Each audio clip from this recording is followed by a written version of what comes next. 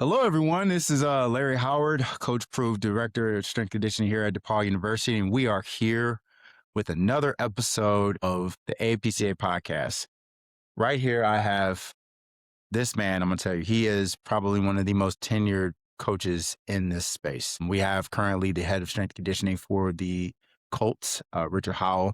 Richard Howell has been a pillar in this space in terms of strength conditioning. He has decades of experience, seen a lot of the changes that have come within this profession. And I'm fortunate enough to be able to actually sit down with him and be able to have a full on conversation about some of his experiences, some of the things that he's seen, and hopefully, obviously, a lot of the wisdom that he has to offer. Richard, how you doing? I'm great. I'm great, Larry. Thanks for having me on. Hey, man, it's great to have you here. Richard, I think the one question that we have, and this is might sound cliche, why strength conditioning? It's a good one, I guess. I guess I went back all the way to the beginning. Uh, I am a farm boy from North Carolina. There's something about, I think, being out in the fields and watching, going into the foundation of it all. I think with strength conditioning, through my time of being an athlete, high school, seeing like things develop and grow, and that you had a part in that. And again, like I said, I think I can go back to just how I grew up.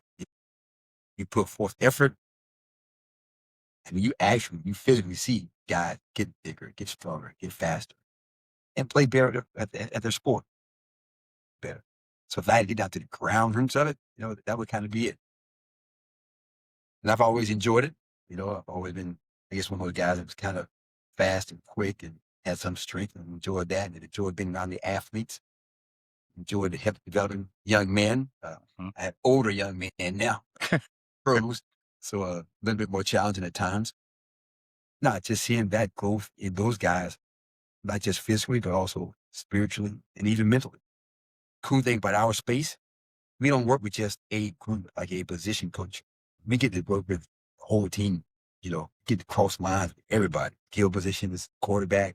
So that's another thing that's kind of very unique to our profession, what we do. And at least for myself, been like in football. So walk us through your journey to this spot that you're at now. We have a lot of people that start in different places and find their way to their current role. How did you get to this place? This is probably one of the highest levels, which it is the highest level, and it's a level I'm sure a lot of our listeners would aspire to. So I'm just curious as to walking me through your experience. And you can start even as your athletic career, like where you started, playing sports and all those different things too. Well, how I got here, I would tell you for sure. I never wanted to coach. Just was not my plan. So I'm not probably one of the regular guys. That may not be the same path, but it may help some other guys out also. No, I did not want to coach. As I mentioned, I grew up on a farm, and we've always had what we wanted growing up as a kid. But, there was a lot of things that we always had what we needed, put it that way, I guess. Mhm. A lot of wants were not taken care of. I've always wanted to be a kid. I like, man, I just want to have a little bit more, like a little bit more. Like, how can I make some money? So, and I got a half of a brain. Like, I can think pretty well. So, did well in school and stuff, as well as played all three sports in high school: football, basketball, and baseball. All right, so I'm in school. I'm thinking, what can I do to make some money? I'll be a doctor. Hey, doctors make money, right? So that'll give me a nice lifestyle. I can grow up and do a lot of cool things.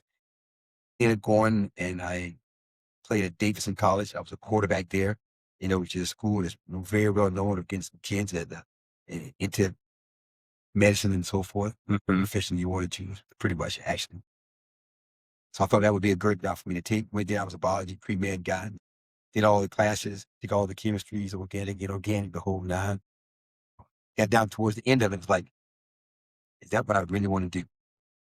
Which, yeah, I didn't have that driving force. I was ready for it. Took the MCAS things in, all the steps were there. But that just wasn't grabbing me. I guess the good Lord had something different for me. All right. So finishing my college career, trying to figure out my next move, job, whatever. A coach had left on staff. And since I played there and developed a pretty good relationship, they hey, Rich, and I'd asked, could I have that position? So I was going to roll in and I was going to be the running backs coach. But I also had some opportunities to play some arena, maybe CFL or maybe Old Cross C. So a lot of things were kind of bouncing around a little bit. So for 2 years, I was able to coach at Davidson as a position. The first year was running backs, then I did wide receivers, and the next 2 years I did DBs. So altogether, I could end up coaching there 4 years. But in those years, especially the first 3 years, I was able to play football, continue my career, hoping that maybe I'd get that green light. Maybe I could make it to the league. But it's like, well, this kind of thing sometimes. I played over in Europe in the small league in Sweden, bounced around with arena here and there, Charlotte Rage, up in Albany with the Firebirds, never signed on for a full contract or anything, but just there were some opportunities and I just wanted to see how far it was going to take me. But I was still coaching at Davidson at the time. So then that last summer at Davidson, even, I had an opportunity to go intern with the Panthers, kind of on the scouting side, but it gave me the opportunity to get into the building to see what the whole area looked like. What is it like? What's life like in the NFL? Opportunity to talk to different people, not just the scouts, but like around the whole room, right? So that was a great experience in and of itself. But during those last 2 years of coaching football at Davidson, I was like, man, football stuff is cool, but the lifting, I think I like even more. And I was even assigned by the head coach to take care of the lifting and strength and conditioning for the football team. And then the others that around, the other teams at school, we didn't have a real strength coach there.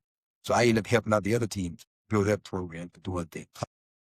So that last 2 years there at Davidson, I was coaching and still trying to figure out my next moves. I like this strength and conditioning. It's kind of cool because I love sports, always have. The deal with the body, and I never say like being a doctor. So like, guess what? I still work with the body. I was a biology major. I kind of understand a lot of this stuff. Okay. So here, I can tie two loves together. I was fortunate enough that I knew some people who were able to get me in, or I could go visit some other coaches and kind of pick their brains and see what was going on. I went over to University of North Carolina. Mad Dog was there and Board All. Spent some time talking with him. I hit North Carolina State, talked to Coach Hicks, who was there. Some other guys in and around the areas, just trying to build programs, just learning how it all worked. Like, yeah, I do like this. I think this is what I want to do. So I was blessed enough that a position opened up at the University of North Carolina, where Board All became the head guy. Mad Dog left to Texas. That was when he was at Texas, yeah. Yep. So then George, the Bulldog, he had a spot open. So as a GA, so like, yeah, I'll take that. So that way I would get exposure, even more so, on the strength and conditioning, studying that, physiology here at the University of North Carolina to help better prepare me for what I wanted to do in my career. So I was there 2 years at UNC. And one of those summers, George allowed me to go over and do NFL Europe with the Barcelona Dragons, but I was the head strength coach there. Wow. That was a unique experience there to work there with those guys. So then I came back and finished my second year there at the University of North Carolina. I was looking for something like, think, this is truly what I want to do. But I think it was time for me to get a job. It was just taking me a while to get what I wanted at Carolina, but I was growing, but I think I wanted to grow even more. So with my relationship that I developed with my internship at the Panthers, Bill Polian was now the head.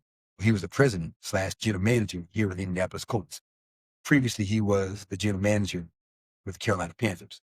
So with that internship there, I kind of had an opportunity to meet him. Okay. Chatted up sometimes. While he was here, I was at UNC. I was trying to find a gig.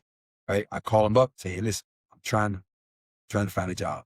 He was asking me, hey, listen, how's your schooling going at UNC? Where are you at? So we kind of talked through a couple of different things. I just explained to him that I'm looking for something. And I know a lot of things comes across your desk. If something comes across your desk and I'm qualified for it, can you please keep me in mind? And he's like, listen, we're going to hire somebody here. We'll bring you in. I went, what? Wow. So sure enough, he said, once we finish the playoffs, we'll bring you up. They get to the playoffs. They end up losing. I think that you've been to Tennessee. So then they bring me in. I meet with the head strength coach at that time, Jim Moore, who was the head coach. Talk to those guys that did. We go back and forth, just with the interview process. By the end of the day, come back the next morning, they offered me the job as an assistant strength coach here. Been blessed to be here ever since. That is something. So again, not the typical path. I would tell most people, but I've been very, very blessed. Very blessed. I again, when I heard his story, you think about the majority, a lot of people in this space, it's constant transition. It's constant moving around, but you've been stationary now in terms of stationary in one place, not necessarily in one role, but in one place. That is something that is a bit of an anomaly in this sports space, and obviously has been a huge blessing to you. Walk me through when you started. What year did you start with the Colts exactly? 2000. So 2000. So we're looking at 26 years, and I'm not trying to age or anything, but I'm saying 26 years. You're like, man, you gotta put me out here.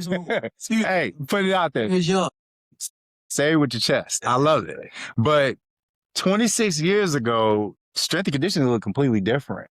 Absolutely. Like the industry, everything that we're thinking about, like from a science perspective, even from the role of what strength coaches are. I look at like older pictures of, I guess at the time, I remember Tim Grover, I guess he was training Michael Jordan and the type of lifts that they were doing versus like what we're doing now and like some of the things you see. Talk to me, how has it changed? Like what do you remember about like what it was when you first came in versus like how it is now? Then the head strength coach was John Tureen, and I was the assistant. There's two of us in the back. We didn't have an intern. We did everything. And I say everything, we did everything. We take care of the food and nutrition.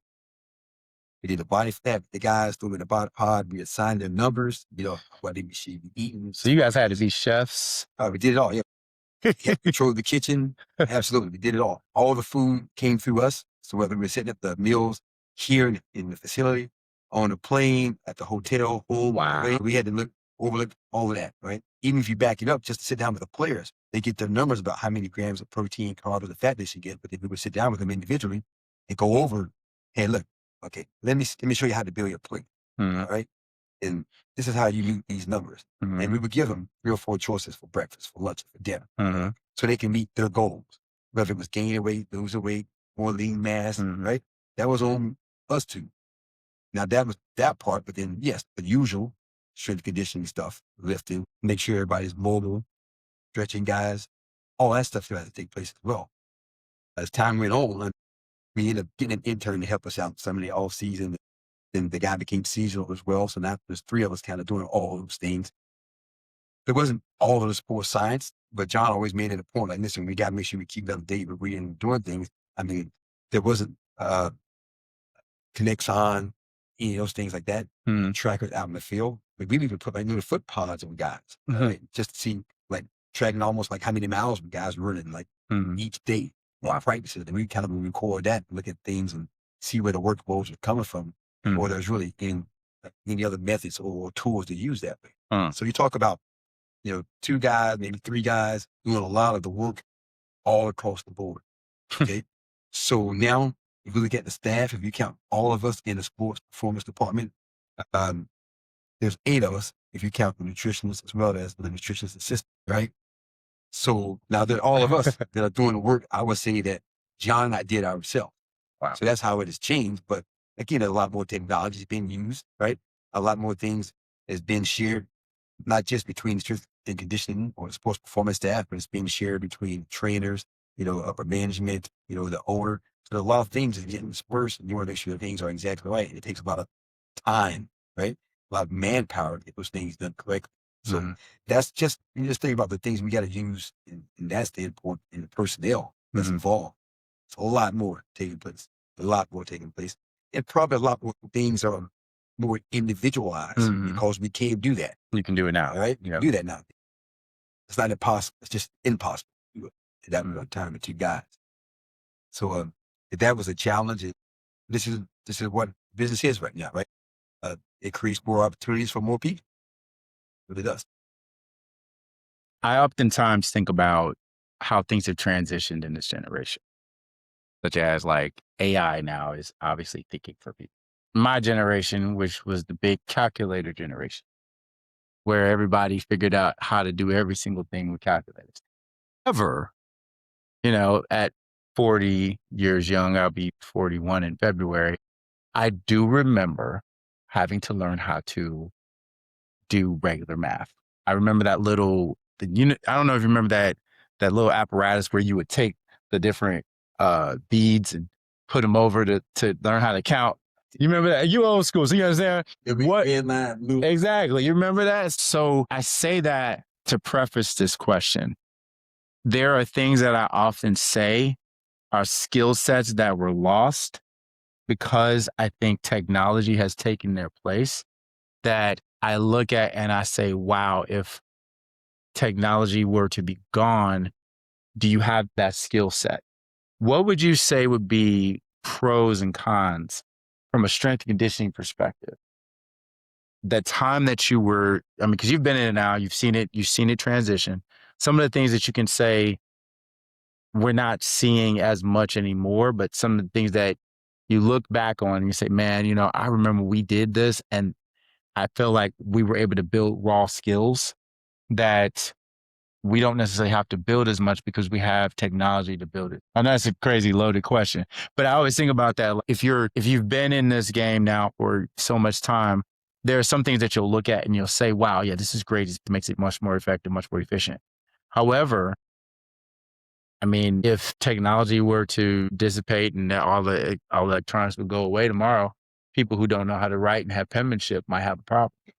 So again, you think about those types of things, and there is a value in being able to learn these basic skills. What would you say your stance is with that when it comes to strength and conditioning? I may not answer your question exactly, but I think the thing that jumps out at me for the most part is just the aspect of being a coach. That's something that should never be lost. Numbers, there's some things even as a coach, you got to see past the numbers. And that just comes from being on the floor, being on the field, getting that experience from day to day. That's hands-on. That's what they pay me for. That's why if I say I'm here is because what I can offer those years of experience, what I've seen, including or in spite of what numbers may say. So yes, what I mean is we have Catapult, we have Connexon, we have Zebra, all great numbers. It tells you about the high speed numbers that we're getting, that we're achieving, right? The overall distance the guys are covering, acceleration is deceleration, everything you want to monitor with the guy on the field. Inside, you have the force plates. Right? The list goes on and on that you can do to kind of help guys with performance, improving performance, with fatigue, seeing where they are, fatigue to push them, not pushing. I would say in my early years, I know we saw that the eye, right? If technology went away, can you still, as a coach, determine this guy's had too much, or man, maybe I need to back off here, or maybe I can push a little bit harder from there, right? That was something that we had to learn on your own, all right? And even just develop relationships with the players so you can have that communication back and forth about what state was he in. Was he in a ready state to go? Was he in a state where coverage is needed? Can you, as a coach, decipher that? I think that's very, very important. And a tool that still should be used now. Because sometimes numbers may say, hey, he can go, but then you got to I know him. He ain't to say something's not right now. But something may be weighing on him, mentally, spiritually, emotionally, that's dragging him down a little bit. You can feel that. It actually puts him, at a risk, higher risk than normal. The numbers may say otherwise. Being with that guy, just watching him perform and move and change direction, something's up. But the numbers are always great. The one thing I laugh about with some of the older guys too, a little bit of, is that I think a lot of the numbers came into play to help us with coaches. We were seeing where guys were tired. And man, they need to take a break, or the practice should be a little shorter today or something. A lot of the coaches would be like, we got to go. We're going to put in 2 hours today. And they're like, nah, you shouldn't do that. So the numbers support what you're seeing. So now it's kind of like, hey, now I got to have something. You just can't take my word for it. We're in this thing together, right? So if I have to, this is what we have. Thinking we have these numbers. Look, this is what we're doing. This is where they're at. He's never run this hard, this fast before 3 days in a row. Okay. If he continues, for what I've seen with other guys, he's going to blow a tire. Yeah. Something's going to happen here.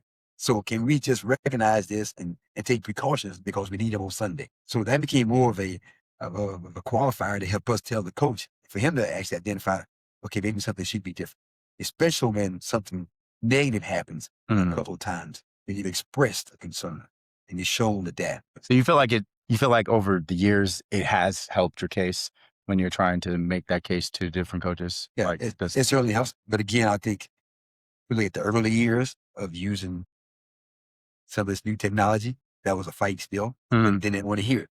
But then again, keep going. And as years pass by, and it has become more available to lots of places where it's being used so much more even in college. The kids grew up with it and it's as pervasive even in the pros, like Mm. this is how you do it now. Like, yes. Gotcha. So now I've become a part of the system. But it wasn't easy. I just tell you that just was not easy at all Mhm. for everyone to understand, especially with the coaches. I mean, I've been around some coaches. One of the greatest guys I've been around as a coach. I've been around some great ones. I mean, Coach Dungy's one of the best. But even Coach Caldwell, Jim Caldwell. I mean, he would know when he would even come out of the office like, hey, these guys are kind of tired of it. Yeah, coach. Yeah, okay, we'll change practice. Like off of the bat. That's before before a catapult of things really took off. That Mm. was his coaching eye as the head coach. Mm. Read them, his team, knowing what they needed Uh, ahead of his game, which I think made him really special in that way. So that was one of the great learning tools that's been around him that way. You answered the question spot on. I think it's great to be able to understand the importance of building a coach's eye. And sometimes if you're relying on data, if you're relying on AI, you're relying on all these other things to think for you, you're not able to do the critical thinking that's necessary Yeah. to be able to make critical decisions. And I'm really glad that you brought that point up. Yeah. You think with nutrition, you see that like helping guys build a meal plan. Guess what? You can go to AI. You say, listen, I need a meal plan for this guy. So I'm drop 20 pounds. May throw out, well, he should eat this, this, and this, and this. Well, guess what? He doesn't like. This. So what are you going to do now? Right? So now you got to go. You're trying to. So that was part of the process when we would sit down with the guy one-on-one, have some cottage cheese. And the guy says, what else can I give him? It's high protein. So there's back and forth from to understand what do you like? How can we change this up a little bit? Make this more effective for you. So yeah, so that's where you still got to be a coach. That AI is good to use. It may make you a little more efficient, which is great. But it's not the end of the road, right? You still got to be able to do what you do to make it applicable for that young man so he can buy in. When he buys in, we can rock and roll. Then he's going to do your work. He's going to get better. But if he ain't buying in, you have the best thing since sliced bread. If he ain't doing it, it is what it is. He's not doing it. So I'm glad you brought that up. You've had a lot of coaches, a lot of GM shifts. How have you adapted in that space? Because I know being in this space for over 20 years, you've had different people that you've had to work with. What does that look like for you when it comes to different types of work styles, management styles, all those? If I had to say, as you say that I'm thinking through this, it's like adaptability is very important. But I also go back, I think for my bottom line is be who I am, right? So, and I'm going to draw back again on my upbringing of being on the farm, right? My dad, I mean, he was very critical on doing things the right way, all right? You're going to do it right, and that's it. If you don't, you're going to do it again. That was how I was raised. Okay? So that was his work ethic, and that's what he taught us. He would tell his kids, like, I don't have a whole lot to give you, as far as an inheritance, but you really know how to work. Guess what? If you know how to work, you be able to live. You eat. Okay? So if I go back to that for adaptability, meaning like I always want to try he would teach us, him and my mom, like, you're going to work hard, do your best, be kind to everyone. Those are like 3 things I would tell my kids almost every day when they go off to school. Put in keep God first, right? Work hard, you do your best, be kind to everyone, you keep God first. So this is going to be like my pillar that I'm going to work off of, no matter who the head coach is or the head strength coach or who the GM happens to be. Hopefully they all see my work ethic. And I will try to I know there's a hierarchy, and I'm going to try to listen to my hierarchy and do what's told, and like when there's time to talk and discuss something I need to agree about, maybe we can have a discussion. Well, but just the fact that this is my pillar. I'm going to work. Okay, don't worry about that part. I'm going to be here early and I'll stay late. That's easy enough. I'm here to meet the needs of the players and to help them. They would get better and the team would get better and we can win some games. And hopefully through my work, that is what they see. That they see that I'm genuine, that I'm a man of character. And sometimes that works well in some areas and some environments. And for some people, it didn't work, or it doesn't work well, or didn't work well for them. I've been blessed enough where it has worked very well for me, despite who could personally be in charge. This is how I do things, how I work. And there may be some guys I worked for who probably wanted to fire me, get rid of me. Maybe we didn't see head to head, or I did something they didn't really like, but later we had a discussion and it's all cool. Because I think in the end, they truly saw where my heart was, and I'm not trying to stab somebody in the back. I just want to do what's right. And if I hadn't allowed something really strong, to tell you the truth, Larry, again, back to my upbringing with my parents, and I'm a man of faith, and I grew up in the church. Yeah. I truly started walking with the Lord when I was like 24. Like, I really was like, hey, I'm all yours. That's what I'm saying. I stepped in. Boom. That's been me ever since, right? Amen. Is that like, my mom and dad would always say, you always work the same way, son, whether somebody's watching or not watching. You ain't got to switch things up. That means you always put your best foot forward. Okay? So with that being said, I mean, it's like, whether it's somebody walks in the room or nobody's in the room, I'm still going to do the same work. Absolutely. The same quality work. And the one person who's always watching is the Lord. Is God. Whether you eat or drink, you do it unto the Lord. You do it unto the Lord. And that's important. So, right? yes. So all unto you. You always have to represent that in your ethic and how you show up. And I'm a firm believer of that too. Because that is the ultimate account. Well, it gets you controls everything. Pat on the back that you want to get. So I was just having this exact conversation with a younger staff member going through contract negotiations. In my early years, I was here. Bill Poley was the general manager. So in January, early February, had to go up to see him and negotiate the contract with him. He does it for a living. This is an everyday thing for him. This is like, so to tell you the truth, like, me winning this battle probably isn't good. Because he's normal. Like it's his comfort It's zone. what he does. It's his comfort zone. For us, we don't negotiate contracts. Yeah. I negotiate weights, right? Yeah. This guy put 5 more when he doesn't want to. Absolutely. But I bring some of that to the table for money, right? So that time is coming. You got to go talk to him about the contract. Can I get some more money? This, and you bring all the reasons why. You maybe have other guys that contract you can compare, like if that's available. You're using all you can, right? So maybe I know, like, I got to go meet up with him today, right? So my wife and I been talking about maybe and pray. And my wife, she'll give me the last couple of words. Hey, listen, he don't control the money. He think he does. Right. You just go up there and you say what you need to say, and the rest of it be fine. So I was just telling someone younger that just today we were talking about this after the conversation. So it's like somebody else really controls it at the very end of the day. And I've been blessed to be here. Like I said, there's been a lot of guys. I think it's like 7 head coaches now, 3 general managers. Sure, the time run, I'm sure they run at some point in time. I mean, I've been blessed. I'd wonder, you're probably the most tenured. You might be one of the most tenured people here. Possibly. Maybe on the coaching side. On the coaching side, yeah. I mean, you think on the coaching side, you're probably one of the most tenured people here. You started here in 2020, right? No, I'm sorry, not 2005. 2000.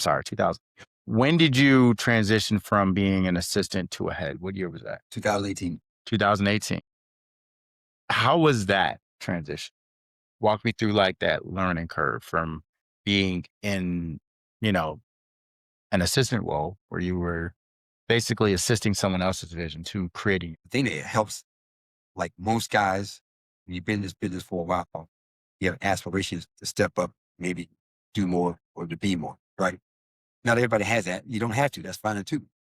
Nothing's wrong with that. But I always say to myself, I have the opportunity. I want to be prepared for the opportunity. And I still feel like I'm not prepared. There's more that I can always do or learn. And I should have read more of this. I should have done more of that. During that process, over the years, even like from day one being here, I have a notebook. I'm writing down like, oh man, things that I saw, what happened during this period of time in the year, or we did this with programming and this was good, or at the end of it, reflected back. So I could take you back through, like especially the early years, these notebooks, one after another, just trying to, think, what would I do? How would I do it? Or, but again, just chronologically, just putting down what's happening each day, in the off season, during the season, after the away game, after we've had so many games, So it's like more of a, everything. was this like a diary? I guess you probably could say Like a diary or a journal, like a yeah. journal, just journaling like what you see and So experiences. That's pretty. just so like if opportunity comes, try to put it all together at the end, like, okay, what would I do here? What would be different here? That kind of stuff. So whenever an opportunity does arise, you don't feel like you're a fish out of water. Yeah, I think I've got things in order, but at the same time, like when it's all on you, that is a different feeling. Also. Yes. Right? Yes. It is different, but you like, I've done this amount of work and prepared myself, and I've learned from others. Others have spoken into my life. It helps make it a whole lot easier. So if you during the years, I think it helps if you use those resources around you, right? The big time of my transition in 2018, becoming the head strength coach, I was blessed again to have a veteran in the business over 30 years right here in front of me. He came in as a director, Rusty Jones, probably one of the best ones in the business for years. So I'm here, but like it's Rusty and I. So it wasn't like I'm like running alone by myself. And even the GM and I had a discussion like, hey, I think about bringing Rusty in, and I'm like, heck yeah, bring it out. I mean, I'm counting from the same family tree. Opportunity to be with him and to learn some more. That'd be incredible. Just a day-to-day process. And so to have him even in building to throw ideas off of, go back and forth, and maybe get a thumbs up or a thumbs down sometimes, and back off on this, maybe, you can't, that is priceless. That's awesome. That is priceless. So I don't think at any point in time should anyone like shy away from trying to learn, no matter where you are or your position may be. Okay? The one thing I would also add, I know you just mentioned about being the head guy. There's been times where things didn't go the way I wanted them to, where maybe I thought I should have been the head or not. I had a really good friend, and he made it really clear to me too as well that, hey, listen, title's just a title. Don't worry about that, Mitch. He said, you're here to do more. God has called you to do more. So you keep doing what you're doing. You keep teaching. You keep speaking to their lives. You don't have to have a title for that. So that was always profound and encouraging whenever maybe I didn't get the call I thought I was going to get or didn't move up. Somebody else may have came in, as the guy that, hey, this is what I'm supposed to be doing right now. Can I be content in that and still grow, do my job very well? So when the opportunity does come, whatever the Lord has for me, I can be very well at that, right? But it all starts with me doing great at the job that I have right now. That's awesome. That's something. The journaling is a great idea because it then gives you kind of perspective on, I saw this happen. This is probably the way I would have handled that. And you're even giving me just ideas and ways to move and ways to think about how to reflect on experience. So reflection is important if you're trying to grow. How are you learning now? Like, what do you do? Who are you? Who are your I don't know. I mean, you're the mentor to many. Who are your mentors? Who do you bounce ideas off of now? Like, I mean, when you get to this point of having so much time and space, how are you continuing to develop in your space? These young guys have lots of great ideas too. Yeah. Talking to a younger person, again, outside of the building, who's trying to find their way to the league or get a job. Tell you what, I'm just glad I'm not a strength coach now trying to get into the business. Because so many of these young guys, they have so many skill sets, so many things they've learned, so many things that they're doing. I mean, it's a challenging environment. It's very competitive. So it is very competitive. I mean, I'd even go with you as you would say, like, and again, this is more of a biblical perspective. If you go back and you look, you're talking about like even with Paul, if I'm not mistaken, you gotta have somebody over you speaking to you. Like, yeah. People who are older. And still that. You got guys like Rusty Jones out there, and you can throw things like that. It's kind of cool to have around. And there's some other retired guys about those. Then there's people who are like colleagues your age, who you talk to, you share ideas with. Like right here in the house right now, it's myself, and then there's Mike Minutes, who's the director. We going back and forth. Okay. And even people across the hallway with the trainers, they see things a certain way. So still in the same, we're in the same team, but in a profession, but we're still dealing with the same issues and problems performance-wise, right? So there's those colleagues, and there's people who are younger than you that you call upon. There are many of those guys. The journals and stuff always open up your eyes. Older guy, Dr. Kramer, he was the guy they bring stuff up all the time. He's kind of stepping out of the scene more and more. Yeah. But he was the guy that was always someone talking. call on and say, hey, listen, especially when he was right here at Ball State, like back in the day, right down the road. Get on, like, with the technology we have nowadays, being able to do podcasts and things that people do. I mean, you talk like a Aaron Cressy out there, right? Yeah. Great guy to listen to. Mike Robinson, right here in town, watches a lot of his stuff, those things like that. And the list kind of keeps going on and on. And the speed guys we just talked about earlier. Yes. He's here in town from time to time. I have some of my guys talk with us whenever he's in here at the conference. We go from him. So, like, there's so much to learn from it and gather from it. Not to mention all of the names or leave somebody out. But, like, I mean, you didn't talk about me. And you're like, but, like, it's almost endless that people that you can grab it. You can always learn. And you should always be a learner. You should be a lifelong learner. That's the way you kind of survive in this business, because things do change and they will continue to change. But the athletes change, right? How you deal with them. So sometimes, well, not sometimes, there's always some psychology. Yes, there is. I think I need a psychology degree instead of That physiology. actually wouldn't be a bad. I mean, you have psychology portions of many of the exams we take, but yes, psychology is a huge. I can't overstate how huge psychology is when it comes to understanding how to motivate, how to get buy-in. It is something. Exactly right. Exactly right. There was a time for like 3 years for some changes within the building, all right, where I doubled up as the assistant strength coach as well as the player development guy. Now it's called player engagement. Our guy here now is David Thornton. Okay. So he's involved with everything, but just making sure the guys are developing and growing from, the transition from college to the pros, or things in your life in the right, are you in good area, good space, Right. Do we need to bring in other people to help you financially or you, or psychologically or you emotionally, right? Really bring in speakers every year. So for those 3 years, it actually opened up my eyes even more to the needs of the players and how the outside world just affects them more than I ever thought, and how to attack some of those things and how to help them challenge, how to guide them through some of that stuff. Well, not everything is just the field. We know if things aren't good at home, things aren't good. It's gonna affect everything. It's going to, it's exactly right. Your performance overall, and certainly your performance and how you get ready and even recover, right, to get ready. So just knowing a guy, again, being that coach, knowing a guy, like if Larry comes in, I know how Larry works. I know what he can. He's not Larry right now. If he does the next day, like, Larry, okay, what's going on, man? Good? And Larry's still saying, no, I'm fine, coach, I'm good. Like, nah, man, like, something's not right. You don't have to talk to me, but hey, talk to someone. Let me help you out. All right. So just make sure the players get what he needs so he can really go out and perform and play well. So that's an important eye to have while you're coaching, just knowing your people, knowing your players, and knowing the people on the staff that can really help put out some fires and help a guy through something. So those years of being that the player engagement, player development guy was great in developing Adaptability. See the other side of these guys live, the values they have, at home or outside of football that can truly affect me. So we're gonna get into a couple other questions I have for you that I'm sure some of our listeners want to hear. Memories from Coach Dungy, from Peyton Manning. You got just a couple memories. I mean, because he's worked with people that are just legendary in this space. Absolutely. Coach Dungy.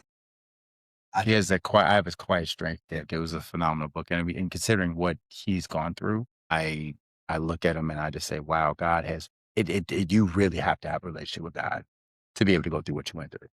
So but go ahead. I'm sorry. I have his book, so I definitely got a chance to see, and I remember that. So, well, you understand if you like you read his book that he's a man of God. Those things don't happen by themselves. yes. So in our profession, everybody wants to get bigger, right? We want to get stronger. You just don't walk in the weight room once a week, once a month, get stronger, right? Right. You get in there, you do it day after day. Day after day. You keep working it. I say that because I watched him. I watched Coach Caldwell, Clyde Christensen, Alan Williams. I mean, I listened to all the different guys who I've been able to grow up with in this business. Many of these guys were older than me. Leslie Frazier, guys who strong men have gone. We would have we had our own coaches Bible study. And in those years, we as coaches, we led this thing. Our chaplains would be there, all right? But we would do the Bible of the year together. once anybody's ever done the Bible in a year, but what happens is each day there's an Old Testament reading, a New Testament reading, Psalms, Proverbs. So if it was my turn to read or my turn to lead a discussion, I'm supposed to pick out something from previous week's reading and expound upon that. It's like a 30-minute study, but like it was my turn to lead the discussion. And again, other guys have done the reading. They can be more welcome to add in, what they thought or felt. And the chaplains are there to help lead as well, just go through the process. But I mean, but you yourself, you got to spend time with this, right? Right. So that's every Tuesday morning at 7:00. Really during the season. And part of that group, so he's in it at his advice and things that he's seeing, how the Lord is speaking to him.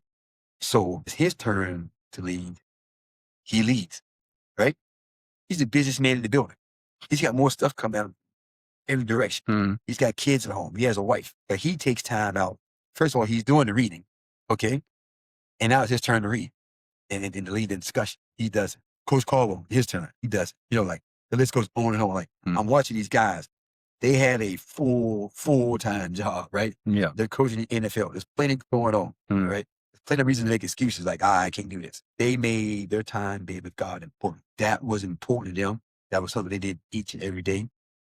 For them to do their readings, for them to do their discussions, when it was time for them to be in discussion, about this thing. So here I am as a young man. That's how you do it. That's how you do it. It's that daily process, that daily grind, even in the word, trying to get better. There are no excuses. You be intentional about it, and you will grow. And you become that man who can write books, as you mentioned, back in the day, of our lives, right? That you can go out and you can touch people in a certain way because you spent time with the Lord. It's not a sometime thing. It's an all the time thing. And that's what those men have taught me. That's what Coach Dungy taught me, like how to truly live that way. Not to talk about it, to watch them live that way. Because during the season, I probably spend more time with those guys than I do my own wife. You guys are out with you all the time, especially even on the road. Yeah, exactly right. So to see that happen is kind of really cool. So that's one thing that's truly that affected my life forever. So like God blessed me with this for a reason. So I guess I better take this in. He's going to call me to go use it, right? But it was kind of awesome. Really neat to see those guys and see Coach how they lived, how they lived. Be true. That's amazing. But you mentioned, like, I mean, there's lots of things you probably laugh about, whether it's from Dungy and Peyton and stuff, like the kind of leader he was going to make it happen. And again, it wasn't a part-time thing with him about being great. No, he was going to work. Going to work. Tuesday's an off day? No, in here on a Tuesday, right? Look at the game plan already. That speaks volumes as a leader. Yeah. Because a lot of times that sets the tone for everyone. Yep. And people lead in different ways, but you can always lead through work.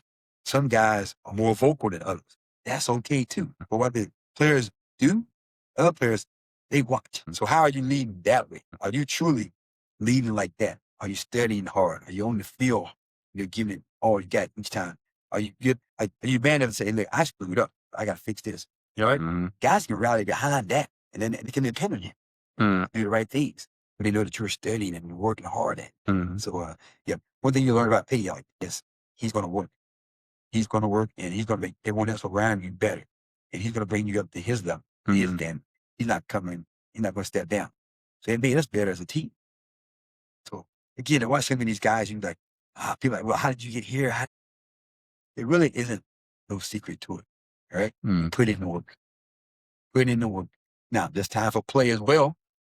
Sit down, make your calendar out, your daily deal or whatever. Put it all in there. Your time for the Lord, your time for growth, your time, that you got to coach and do all these things is in there. And time with the family. Yeah.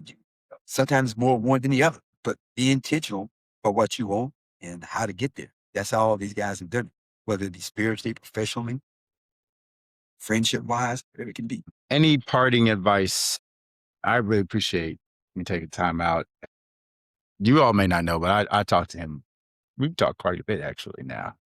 And he has been a huge voice in my life, speaking into my life, and I appreciate that. Any parting words for those who are listening in terms of ways for them to continue on?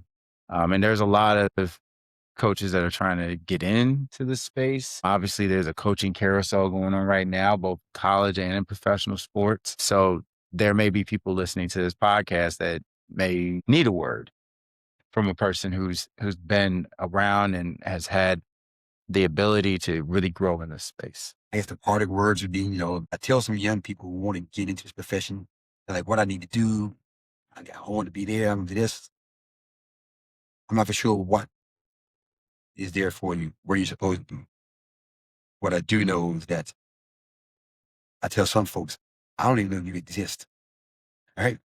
Until you pick up the phone or send an email, text, or if we're at a conference, till you come over and say, hey, my name's there.